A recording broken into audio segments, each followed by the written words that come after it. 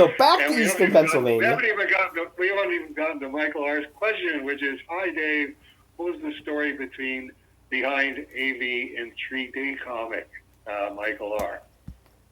And Matt guesses. Denny met Ray Zone at a convention and was convinced 3D was the wave of the future. Future. Get it? Because it's echoing into the tomorrow? That's pretty close. I think AV in 3D was a Cat Ironwood thing, where Cat Ironwood was definitely Denny's mentor in terms of here's how you become a successful comics publisher.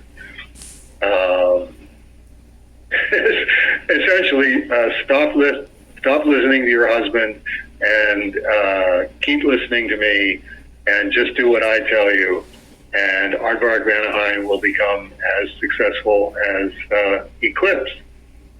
And I think that's how it went, where Cat Ironwood finds out there's this guy named Ray Zone, and he knows how to do 3D comics, just like they did back in the 1950s.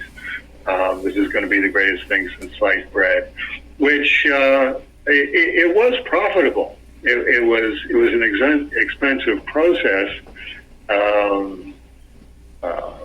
but that was the same thing that happened back in the 1950s, which is why there's one Batman 3D tabloid comic book and one Superman, and then no more after that. One Three Stooges.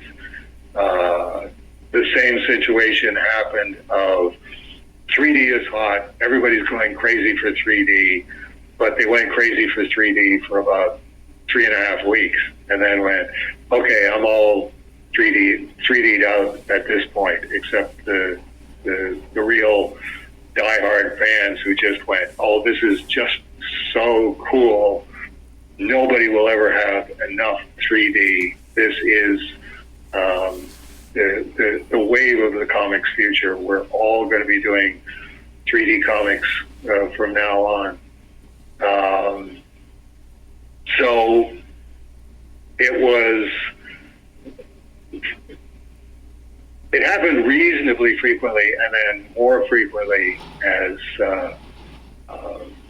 we went, as Denny and I were co-publishing Aardvark-Vanaheim, where, okay, Cat Ironwood says, this is a major thing, you really need to do this, and we can either get into an argument about Cat Ironwood, or I can just cave and go, all right, let's do AV in 3D, and this will do great things for all of us.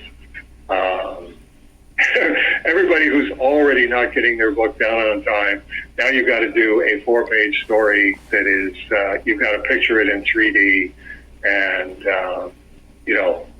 Ray Zone will actually do the 3D effects, but you're going to have to, if you don't usually do foreground, middle ground, and background, you're going to have to on this one, because that's the whole point of what it is that we're selling.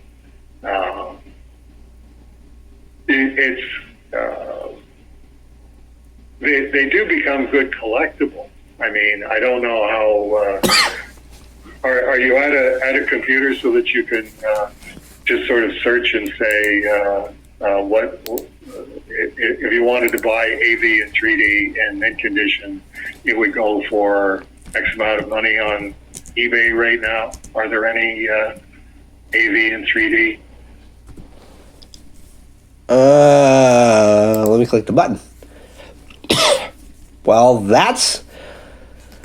you can get a lot of 3 of them off eBay for $8.99. There you go. And you can get a single issue with the glasses for $15. I mean, that's the problem, is it's eBay. Somebody's asking doesn't mean somebody's paying. Right. And then there's a bunch of electronic components, because I typed in AV in 3D apparently. That's, yeah. I'm kind of surprised they didn't come up with like various comic shops. Oh wait, My Comic Shop. My Comic Shop's charging between $330 on the high end and $250 on the low end. Okay, yeah. So if you had bought 1,000 of them 40 years ago, you would be indescribably wealthy. Well, there is a 9.6 graded copy for $69. Mm-hmm. But that's that's the guys that are buying the comics that, what's the point of a 3D comic that's slabbed? You can't see that it's 3D.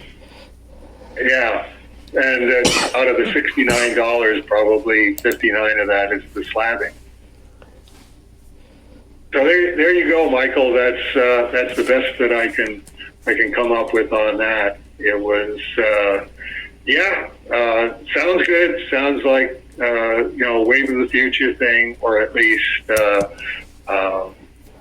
this is going to be a money maker. Everybody's going to make a few good bucks. It's like, made a few good bucks. I think everybody would have been much further ahead. Just working on their book and getting it done in time.